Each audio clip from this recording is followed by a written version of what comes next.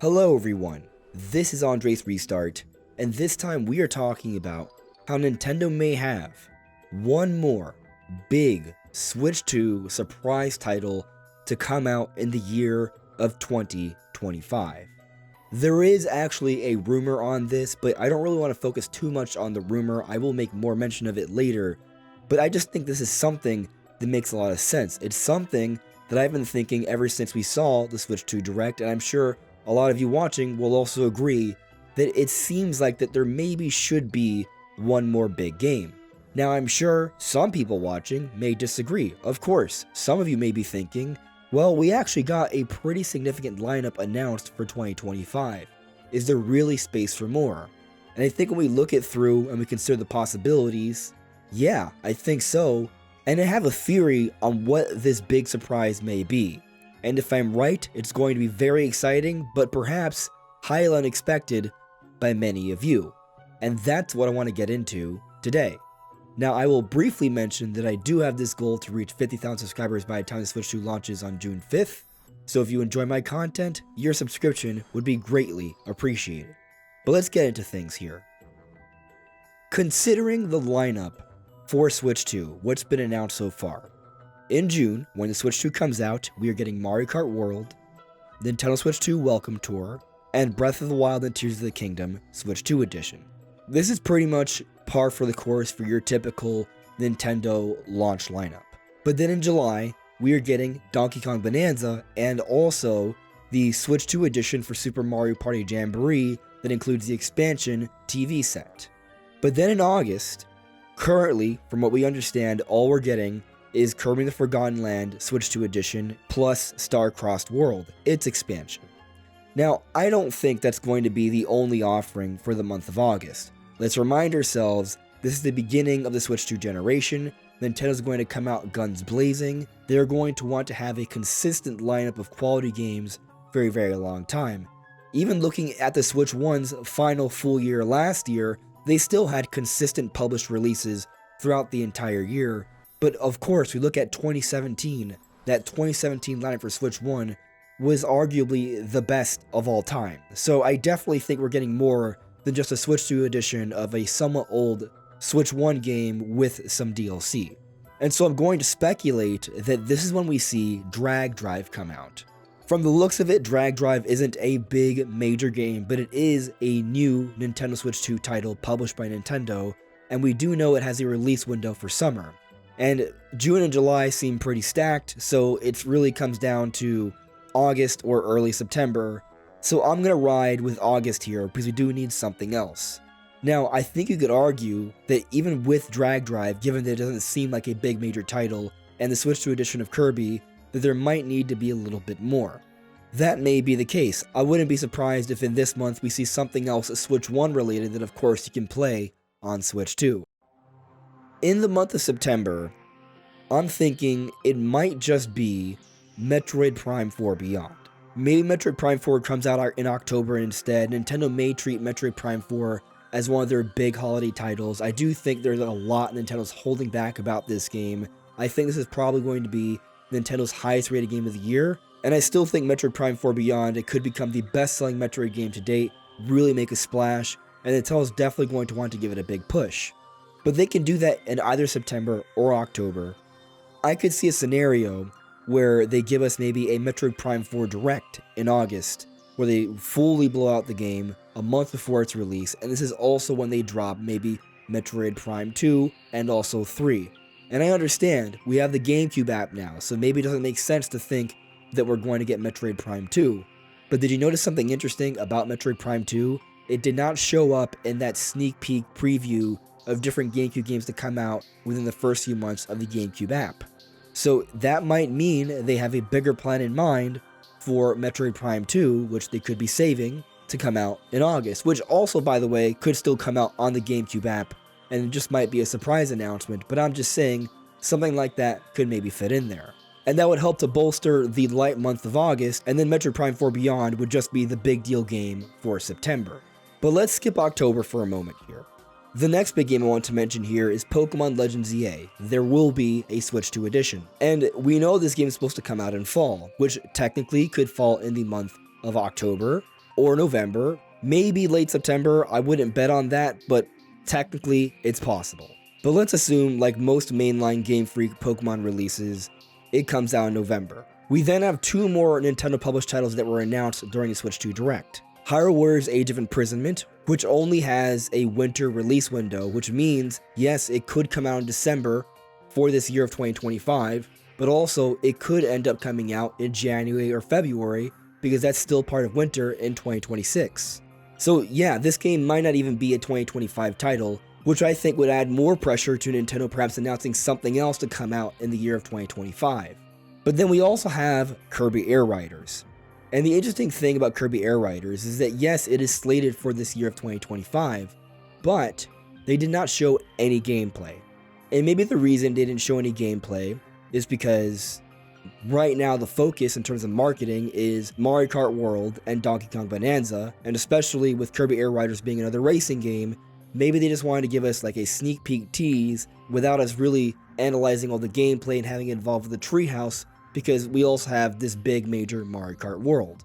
But also maybe the reason why they didn't show off any gameplay is because Masahiro Sakurai and his team need just a little bit more time to polish this game up, which I think helps to support the idea that this would be a late year release, maybe even December. And when we also consider that Mario Kart World is coming out in June, with these two being different styles of Nintendo racing games, they may want to distance them by at least half a year, that way Kirby Air Riders has its best chance to succeed. So if I had to pick a month, I think Kirby Air Riders is most likely coming out in December, assuming it's not delayed outside of 2025.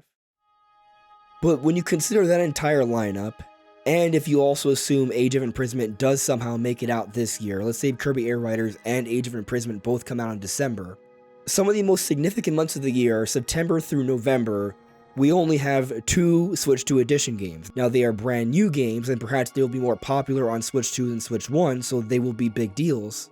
But is that really enough for the first holiday season of Switch 2 from Nintendo themselves? I don't think so. I think there has to at least be 1 game per month.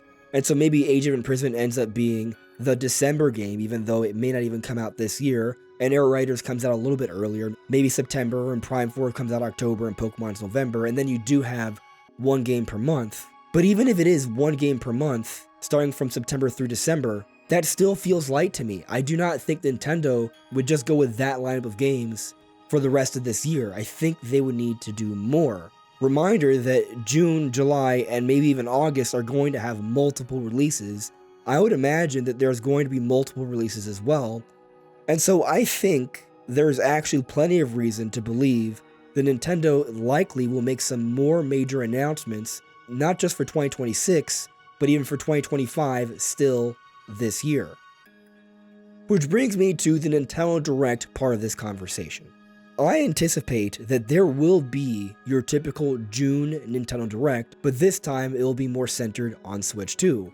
The last couple years, we've still gotten a June Nintendo Direct, it's just been in later June, as opposed to early June, back when E3 was the thing. Because E3 is no longer a thing, Nintendo's no longer beholden to that time, and so what they've done is done things just a little bit later, late June. And so I actually think a late June Direct makes tons of sense, because this will be a few weeks removed from the launch of the Switch 2 and Mario Kart World, but also a few weeks shy of the release for Donkey Kong Bonanza, so it'll be the ultimate time to make a whole bunch of announcements for things to come out for the rest of the year, really pin down specific release dates for other games like Metroid, like Drag Drive, Kirby Air Riders, and more, and also really hype up Donkey Kong Bonanza right before its launch. But in this presentation, I think is when they would be making the announcements to fill in some of the weaker spots for the rest of this year, and also probably tease a little bit more about 2026. And it's at this point I think I should now mention the rumor. Again, I don't want to place too much emphasis on this rumor. We have been talking about this leaker a lot lately, and that's Nash Weedle, because they've been getting some things right. They got the special edition of Elden Ring correct that's coming to Switch 2, and they said that before anyone else. And they also had said that Donkey Kong would be coming back in a big way instead of 3D Mario in this year of 2025. So to say that 3D Mario won't be coming out this year and that we'll be getting Donkey Kong instead, that's more than just a prediction in my opinion. And Nash Weedle has a history of saying things that seem unorthodox, but then they actually end up being true. So in my opinion, even though they have gotten some things wrong in the past, I think they are privy to some real information, which is why, on occasion, they get things right. And so absolutely, I believe we should pay attention to them. And what they said, again, not too crazy, but they have said that Nintendo has one more big surprise for Switch 2 in this year. So it's not just little things, but at least one more big surprise. But as per the rumor, I do not think we're going to see 3D Mario this year. I actually talked about this a few days ago. The way things are going right now, with Donkey Kong Bonanza being very similar to Mario Odyssey, likely having been made by at least a part of the 3D Mario team behind Odyssey, it seems like they should space these things out a little bit. Maybe somehow 3D Mario is the holiday title. I'm not saying it's impossible, but I'm leaning in the direction that this game's going to come out a little bit later. Like maybe they even tease it in a September Nintendo Direct in time for Mario's 40th anniversary. Perhaps it can even come out as soon as March of 2026 to close out the fiscal year, a time that Nintendo likes to put out a lot of major releases, which would also be right before the release of the big Mario movie sequel. So there could be a lot of big cross-promotion there, where both the game and the movie will be benefiting each other, and more things, like Donkey Kong Bonanza, because Donkey Kong is also part of the Mario movie series. But if it's not 3D Mario, then maybe Nintendo would want to have Zelda for the big holiday game, and this I also am skeptical of. I don't think we are close enough to a new 3D Zelda game. We just got Echoes of Wisdom last year. I don't think we're getting a 2D Zelda game, and we already have a lot of Zelda content to come out this year. We're getting the Switch 2 editions for Breath and Tears on June 5th, we're getting Wind Waker on the GameCube app day 1 for Switch 2, and we're also getting Hyrule Warriors Age of Imprisonment in the winter. So I think this is meant to be a down year for Zelda, but next year is a 40th anniversary for Zelda, and as we've been theorizing, I do think we'll see a remake for Ocarina of Time. That is a theory, but it's a theory I believe with some confidence. Regardless, I don't think something big Zelda comes out for this holiday, outside of Age of Imprisonment if you want to consider that to be big. So not Mario, not Zelda. At this point, I think it's worth mentioning the different codename leaks from Midori. There have been 8 from what I can remember, and 4 of the 8 have basically been confirmed. Edward, which is Echoes of Wisdom, Banquet, which is Mario Party Jamboree, Yu-King-Oh, which is the Switch 2 edition for Breath of the Wild, and Silver Star, which is not confirmed, but I think is very likely to be Donkey Kong Bonanza, which we've talked about a few times already. You can check out the different Donkey Kong theory analysis videos I've been doing over the last week or so. But that would leave 4 more. SP Red, which would be 3D Mario, we've already talked about, we think that's unlikely for this year. But the 3 others would be Spiral for Splatoon 4 presumably, Anna for a follow-up to Switch Sports, and Project Legacy, the new IP from Monolith Soft that they've been working on throughout the entire Switch era. I think a Switch Sports-like release doesn't really make sense for the holidays. That would have been a summer release, so I think this project would likely come out next year. And the same kind of applies to Splatoon. I think technically Splatoon could work for this holiday, but we've seen Nintendo put out Splatoon in the summers, so I'm skeptical that we would see Splatoon for the holiday. However, I will say, outside of Mario Kart, it doesn't seem like we have any other big Nintendo online multiplayer game. Maybe they may want another, so Splatoon might actually be a surprisingly good fit, but also there is a possibility that perhaps it has to do with Metroid Prime 4. I'm not promising that. I'm actually kind of skeptical that there is an online multiplayer at this stage, but it's possible. Point is, overall, I think it's unlikely Splatoon 4 is coming out for this holiday, but maybe.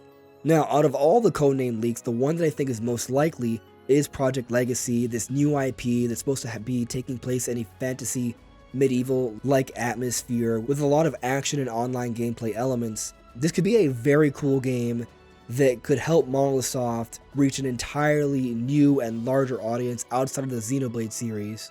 But while I would love to see this, and I think it would make a lot of sense to put out a new IP in that first year to garner a new audience, it doesn't seem like putting out a new P would be the safest bet for the holiday season. You might want to put out something that's a little bit of a safer bet. And we did just get Xenoblade Chronicles X Definitive Edition this year from Monolith Soft. So another release this year would go against their typical pattern, although I think when it comes to Project Legacy, from what we understand, they've been working on this throughout the entire Switch era, so we probably shouldn't even factor this game into their typical pattern, but still, I think it's not the most likely bet for what would be Nintendo's big surprise title for this year, but maybe of all the codename leaks, it is the most likely.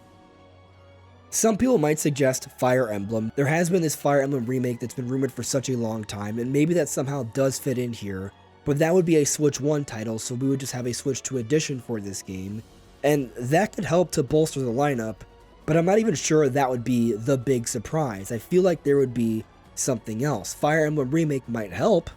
Again, there may need to be months where there's more than one major release, and Nintendo likely will want to have some Switch 1 titles as well. Maybe that ends up being a surprise August game, for example, so they're giving something else for Switch 1 owners. But I think we need a Switch 2 exclusive game, and not a remake, but a brand new release, because something with even more sales potential than Fire Emblem. 3 million would be great, but I think Nintendo wants something even bigger for their holidays. And so I consider what next level games might be putting out, because if we look at their pattern of releases, they are due for a release this year. In 2013, they put out Luigi's Mansion Dark Moon. In 2016, Metroid Prime Federation Force. In 2019, even though they made the leap to HD, a significant technology leap which normally you would assume would put them in a position to take even longer, still came out within that 3-year release period, and we got Luigi's Mansion 3. Then 2022, they maintained this 3-year pattern, and we got the next Mario Strikers. And so here we are, 3 years later, it's 2025, and Nintendo needs another major release. So what if Next Level Games has been working on their biggest, most popular series, Luigi's Mansion? Luigi's Mansion 4 likely would be another 10 million plus seller, so that would be a big holiday pushing game. And with the Mario movie on the way and Mario's 40th anniversary, it might make a lot of sense to have another Mario Universe style game available during this period of time, but also it's so different from 3D Mario, so different from Donkey Kong, I don't think it would take away from any of these releases. And October might be the ideal time for it to come out, shortly after the Mario 40th anniversary, where they can maybe talk a little bit more about it. And well, Luigi's Mansion is like your kind of spooky style game, which fits the whole October Halloween vibe. Not to mention that Luigi's Mansion 3 was one of the most technically, graphically impressive games for the Switch 1. So Luigi's Mansion 4 might be a fantastic game to showcase the abilities of Switch 2 in this first year. And also, it might be an ideal game for that mouse gameplay, using that to aim around the poltergust. That would be incredible. And I think something like this would really help to fill out Nintendo's Switch 2 lineup for the year of 2025. It would make it feel a lot stronger, something more comparable to the Switch 1's 2017. So this is my theory that I'm kind of riding on for now, but of course, we'll see how things go. But what do you all think? Am I on the right track here, or could it be something else? If anything else at all, let me know in the comments below. This is AndresRestart. Thank you so much for listening and watching, and I'll see you all really soon. Take care. Bye.